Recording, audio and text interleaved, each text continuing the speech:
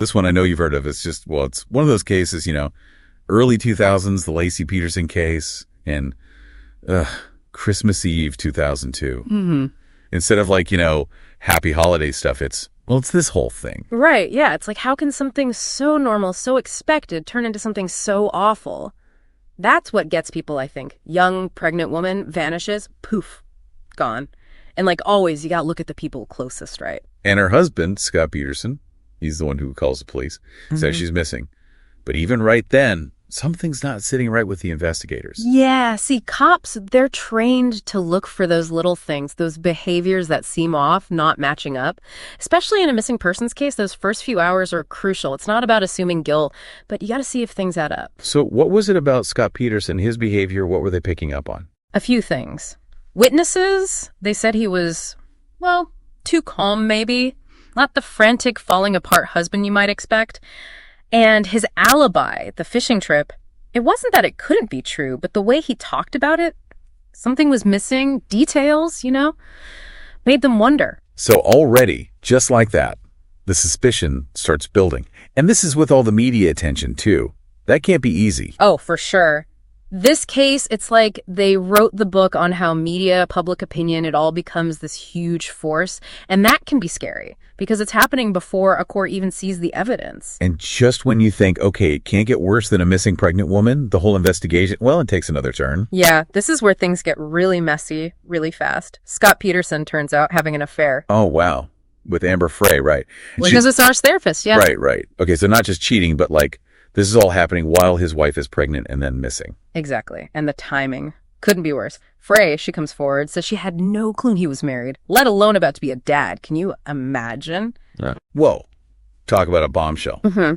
So that's it, right? Public opinion, it's got to be totally against him at this point. Totally. I mean, you go from this image of the perfect couple, the baby on the way, to this infidelity, secrets, people, they make up their minds fast. The media, too. It was nonstop, right? Every little detail, every phone call, just blown up huge. Oh, yeah. Like you said, trial by media, that's what it felt like. And the court of public opinion.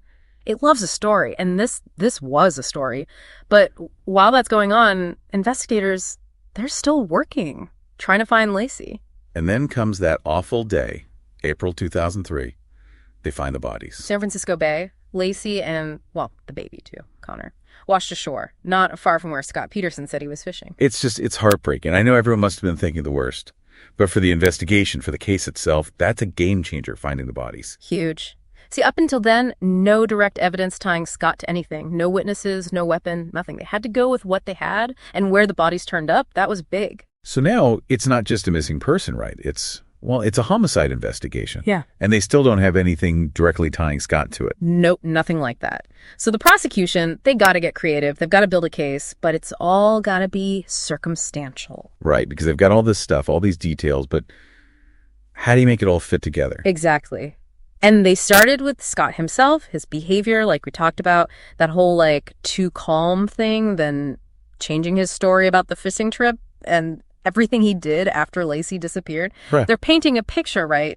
Trying to show he's hiding something. And the affair with Amber Frey, that's got to be part of it too, right? Even if it doesn't directly mean he hurt Laci. Oh, absolutely. Makes him look bad, right? Like he's lying, got secrets, not the perfect husband anymore. And they brought up other things too, like Scott had been looking up stuff online, boat ramps, ocean currents, all around the bay. But couldn't that be just, fishing stuff, like he said? The prosecution, they said no way. They said it was all planning, figuring out how to make a body disappear. Okay, so that's starting to sound more serious. But the thing that really seemed to nail it down, to me anyway, was how they used the tides, the currents in the bay. Oh yeah, that was big. They had these experts and they'd figured out the tides, down to the hour for the day Laci vanished. And where the bodies ended up, it matched where the currents would carry them from. Guess where? No way. From where Scott was supposedly fishing. Bingo.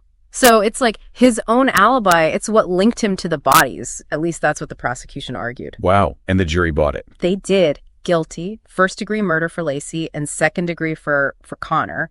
And that meant, the death penalty. Back in 2005, that's what he got. Wow.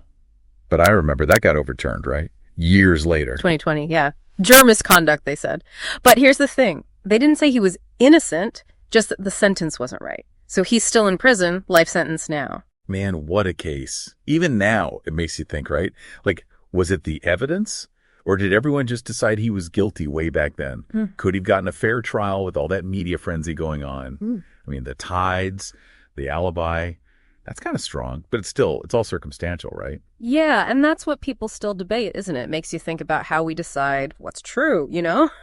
What's justice, even? We're so quick to judge, especially with a case like this, grabs you by the heartstrings. But the truth, sometimes, even with all the digging, all the evidence, it's still out there. It's true. It really makes you think. So if you were on that jury, just you, with what they knew then, could you say guilty? It's a tough one. Anyway, thanks for sticking with us through this whole thing, this deep dive into the Laci Peterson case. What a story. And if you're like us and you just can't get enough of this stuff, well, there's a ton more out there. Thanks for listening.